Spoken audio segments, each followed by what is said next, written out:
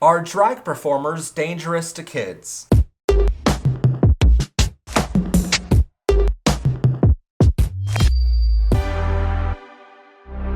Shadow's First Christmas tells the story of a Labrador puppy who wanders the streets of New York City.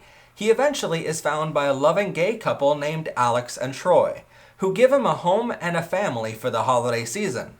Written and illustrated by Professor Pride, this story shows kids how normal it is to be gay and teaches them all about the Stonewall Inn. Get it now in time for the holiday season at pbrmerchstore.com. Storytime, a time where families take their children to a local bookstore or their town library, and someone from a local organization reads a children's book to their kids for an hour. Millions of us have experienced this at some point in our lives, and parents many times look at this as a way to get a small break from parenting. But in all cases, parents or legal guardians usually stay with their kids for these events, or at the very least, enough parents stay for the event to oversee it and make sure their kids are safe. This has been going on since libraries became public libraries, and even before that, local bookstores would hold similar events. But years ago, LGBTQ voices were never heard, and our stories were never a part of the conversation. In order to find a story that involved a gay character or a transgender protagonist, you had to go to a gay bookstore, which only existed in certain cities. Many times, these bookstores were subject to insane pressure from the local government or homophobic people in town who accused it of distributing pornography. These people would never take the time to actually read a gay story or learn about the queer culture. So, with this lack of knowledge and a few far-right hate groups sharing propaganda, fear was created in their minds that all LGBTQ members were bad people. Now, luckily, we're living in a time when more LGBTQ stories can be told freely. But still, the far-right hate groups have accused us of grooming children, just because they know they are losing their propaganda war, and more people are accepting LGBTQ people more than ever. With more LGBTQ stories being told, libraries started putting our books on the shelves, and these neo-Nazi hate groups have fought tooth and nail to get every last one of them taken down. In fact, in the past decade alone, the American Library Association had received challenges and petitions to ban over 5,654 books, 57% of which happened in the past 2 years alone. This means in 2021 and 2022, over 3,248 books were challenged from being on library shelves, and almost all of these books that far-right hate groups are trying to censor from library shelves are books that talk about LGBTQ, Black, or Indigenous storylines. So to combat this, LGBTQ people started reading our books to kids in these libraries and bookstores. Most of that work revolved around an organization called Drag Story Hour, which started in 2015 in San Francisco, California, where drag performers would come in and read an LGBTQ book to kids. Keep in mind, other organizations already did this and already came into local libraries to read books to kids. Conservative groups already had story hours with children for years. But when drag performers read books to kids, suddenly hate groups had a major issue with story hours at libraries, something they never cared about for decades so far, even when a straight person was reading a gay story. In fact, you might have heard of these drag performances already online, because many times while drag performers reading to kids is harmless to everyone, the protest going on outside of some of these events is not so harmless. Famously, a donut shop in Tulsa, Oklahoma, that held a drag queen art show in October of this year became a leading news story. Their event with drag performers was to showcase LGBTQ artists, and it brought in over 500 people to a small donut shop with a ticket price of over $50 per person, meaning the event raised over $25,000. But a few days after the event, the shop's windows were smashed by hate groups. Then a few weeks later, someone broke the front windows of the donut shop, threw in a Molotov cocktail to set the shop on fire, and left a note on a neighboring business with anti-LGBTQ messages on it, to hopefully scare the owner into never doing LGBTQ events again. But this happens all the time anymore. When a bookstore called Tertulia Bookstore in Ireland held a drag story hour, a message was posted on a neo-Nazi website urging people to call and complain about the event to the store owner. The message told people that the store was sexualizing children, and thus the owner said they received over 60 calls the next day, claiming they were child abusers. At another drag story hour in June of this year, the neo-Nazi hate group called the Proud Boys barged into a children's story hour in California and started chanting anti-LGBTQ rhetoric in a clear attempt to stop the event from happening. They came in and they were screaming about like pedophilia and saying things like, we have to save the children. And I mean, they were terrifying the children. But even after going through all of that, both the performer and the staff felt very strong about continuing with their reading event. So they ended up covering up all of the open windows with anything they could find just to help the families feel more comfortable. The Alameda County Sheriff's Office says a hate crime investigation is now underway, as well as an investigation into the annoying and harassing of children. So it begs the question of which is more harmful to children: the drag performer just reading a book to kids, or the hate groups who are storming into libraries with combat gear on and chanting hate messages. To best answer this question, this week we sat down with the executive director of Drag Story Hour and one of their drag queen performers to learn more about exactly what happens at these events and learn more about the precautions they take to ensure the safety of everyone attending. My name is Jonathan Hamels, Executive Director of Drag Story Hour, and I use he, him. Drag Story Hour, formerly Drag Queen Story Hour, is exactly like it sounds. It's drag queens and kings who read to kids in public libraries and schools and community centers all over the country and the world. We are a 501c3 nonprofit. I mean, how many drag queens and kings do you have working as part of the organization? We have quite a lot. Let's see, we have about 50 chapters in 45 states in the U.S., and we have about 7 chapters in Mexico. We also have chapters in Sweden, Berlin, Tokyo, Denmark. We're global. Can you explain to our viewers, because some people confuse drag performers and transgender, and so can you explain to our viewers what drag is and maybe how it differs from transgender? Drag itself is an art form that's been around probably since the dawn of time. And drag is for everybody. It's just putting on a heightened costume and a heightened persona to explore your creativity, to discover new facets about yourself. Being transgender is very different than putting on a costume and taking it off after a show. At your events, are they supervised by parents and guardians of the children that attend? We do programs in libraries and in schools, so obviously there are other adults present than just us. Do you have like a rule book that all drag queens and kings have to follow, or like get certification to be around kids and stuff like that? But of course, it's called the gay agenda, you know. All of our storytellers have been background checked, and they go through a educational training. We know your mission is to show kids how love is love, but with protests going on outside of many of these events, not just with your organization, but in general with drag queens and kings, do you feel like your mission becomes more difficult because of what's happening outside? I think our mission actually becomes easier when the opposition makes it so easy. When you come from a place rooted in religion or something where the ultimate higher power is supposed to be all loving and all knowing, but you're spewing hatred and lies about people and inciting violence and hate crimes, it makes our job a lot easier to present the opposite.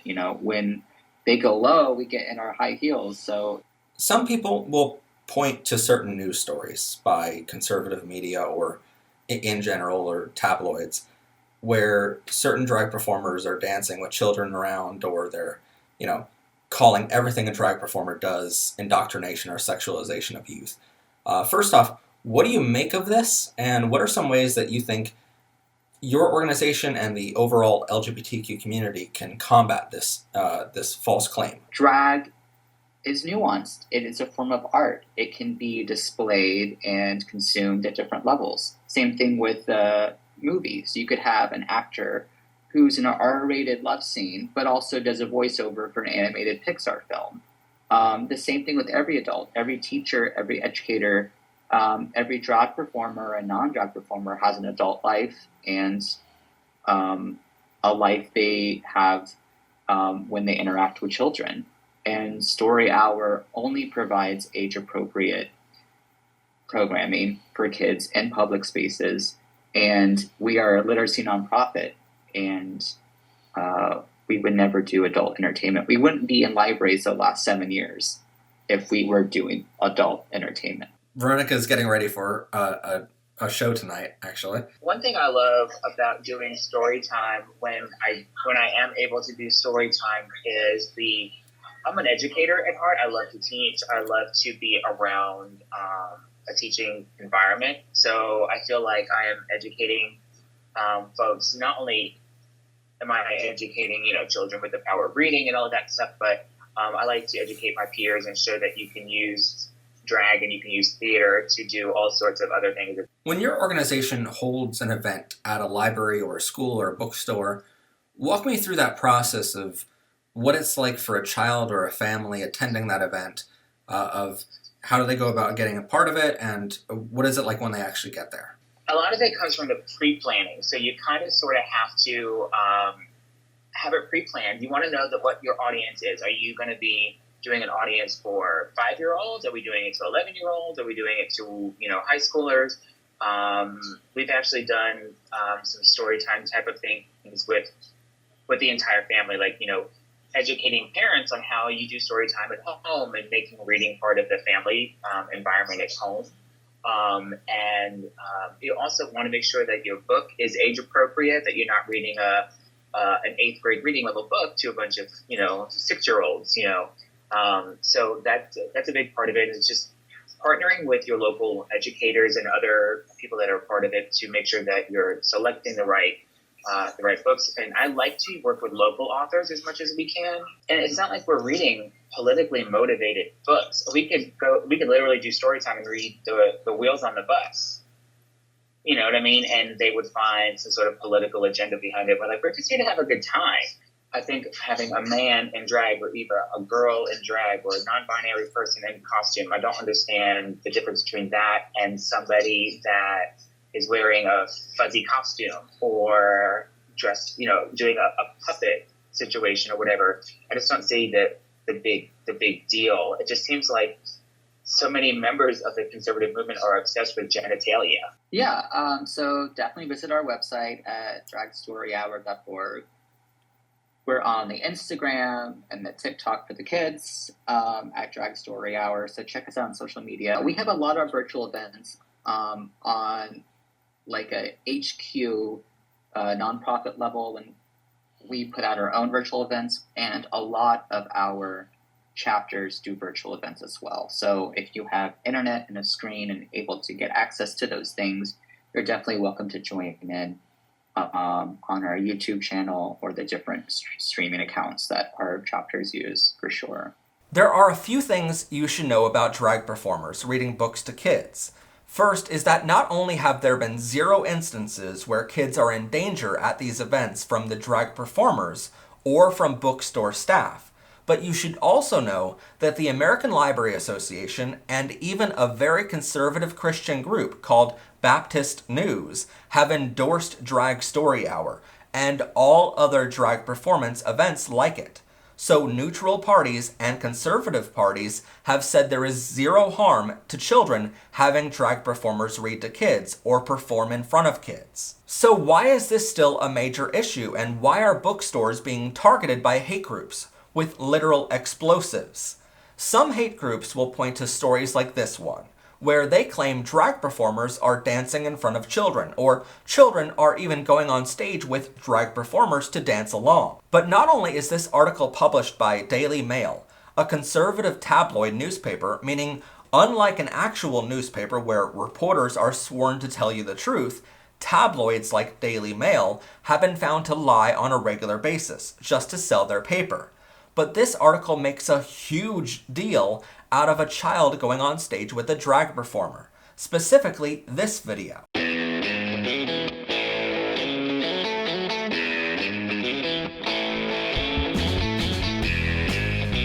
So basically a child saw someone dancing and wanted to dance along. How dare that child want to dance along?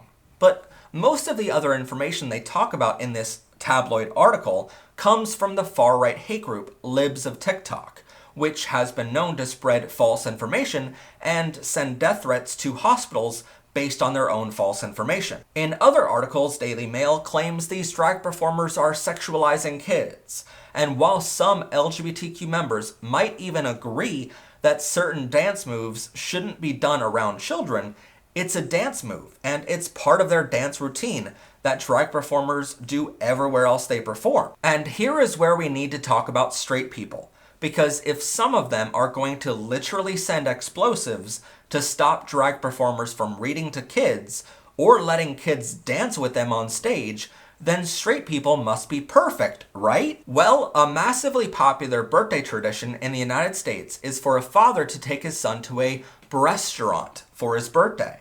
Yes, breastaurant is an actual word that describes places like Hooters, Twins Peaks, Tilted Kilt, and more. All of these places have women with very large breasts serving your food with very sexual outfits on. Worst of all, one of these restaurants has been known to have completely topless women serving your food. And I know lesbians might love this, but I'm talking about fathers taking their sons. Even my father took me to Hooters every birthday and on every family vacation we went on, because that's what millions of fathers do across the country. You might even have a similar tradition in your country. But newsflash, I would have much rather to go see the Chippendales. And no matter how many Hooters I went to as a kid, 20 years later now, I still cuddle up next to my boyfriend every night and regularly fall asleep on his shoulder because he's the sexiest man alive. But if you just look at these 11 restaurants alone, they have over 624 locations. Yet none of them get anywhere near the same backlash over putting large-breasted women with very little clothing on in front of children. Yet almost all of them are marketed as family-friendly. I kid you not. The only difference is these 11 restaurants are for young boys and men to gawk at sexy women, and all of them promote heterosexuality and masculinity. So straight people are far from perfect here. As the saying goes, anytime you point a finger at someone else, there's 3 pointing back at you. So the whole sexualizing children isn't really something these conservatives care about. What they care about is the fact that their child might be exposed to a different opinion than their own, and their child might start realizing they don't have to fit into one of 2 gender boxes because there's a lot more boxes to check. In the years of our research, the best answer we have for this is the fact that these hateful individuals never read the books they are protesting against, and they don't understand how to love. Back when they were in school, they were wrongfully taught how there was only 2 genders, and taught that love was a crime, because it actually was a crime back then. They were taught to fear our community for generations, and now that fear has turned into an all-out war. Places like PragerU, which I know sounds more like a Campbell's Soup knockoff company than the hate group it actually is, showcases propaganda to kids every day, and even launched extreme children's programming to brainwash kids into hating LGBTQ people. They created entire apps designed to push agendas on kids to hate other kids in their class. PragerU even regularly advertises their own videos before our videos across our channel, because YouTube will not control this on their end and stop anti-LGBTQ hate groups from sponsoring ads before pro-LGBTQ channel videos. And YouTube even put out a statement this week saying they're celebrating Trans Awareness Week with us and they're all for trans people. But hey, YouTube, maybe get off your ass and stop these hate groups like PragerU, Matthew Walsh, and many others from being on your network. And then maybe we'll believe you. So why are PragerU or these restaurants with 624 locations not subjected to the same scrutiny? And why are they not getting attacked?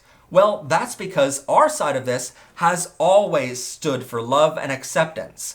Fighting fire with fire, or in this case, Molotovs with Molotovs, means no one wins and everyone is to blame. If you really want to talk about grooming children, there is a conversation that needs to be had on what's appropriate for children to watch or to be included in. But having someone dress up in drag, reading a children's book to kids, is not harmful to anyone. Even leading organizations on the conservative side have endorsed drag performers reading books to kids and performing in front of them. Sure, there are some extreme cases where drag performers might do a dance move that some might qualify as inappropriate, because each drag performer has their own show, and none of them answer to a higher organization of drag queens. But for organizations like Drag Story Hour, they have rules to protect everyone that drag performers must follow. And even if you want to talk about grooming children, many people would point to the hate groups outside, or the protesters who are trying to silence LGBTQ voices. That silencing is grooming kids, trying to get them to only see, hear, and believe what they believe, and trying to stop them from hearing other points of view. Secondly, if you want to stop sexualizing children, maybe start that conversation by protesting restaurants who sell a sexualized experience to families in 624 locations every single day. But rather than our normal ending to an episode, this week I wanted to leave you with the words of the executive director of Drag Story Hour. A massive thank you goes out to their amazing organization for helping with our episode this week and for the amazing work they do year-round. You can find more info on them at dragstoryhour.org. But in our full interview, which will be posted shortly to this channel, I asked him if there was one thing he could say to the hate groups, what would it be? We're coming from such different places. When somebody wants to inflict pain or physical violence against us, I think we're beyond the point of no return when it comes to misunderstanding. When it comes to that hatred and homophobia and transphobia, I think we're really past the point of trying to explain ourselves. And it's not our job. We're not doing anything wrong. Queer people exist.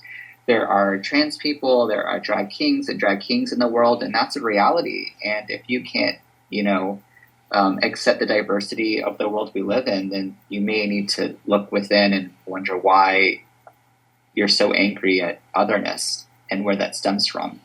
And if you came to a story hour and listened to some of the stories that we read, you might feel better about yourself and about the world you live in. Anyway, if you want to learn more about the LGBTQ community, check out this episode right here, or subscribe for weekly episodes. And if you like what we do and want some awesome merch, go to pbrmerchstore.com. As always, I'm your host, Professor Pride. Have a gay day, everyone, and bye for now.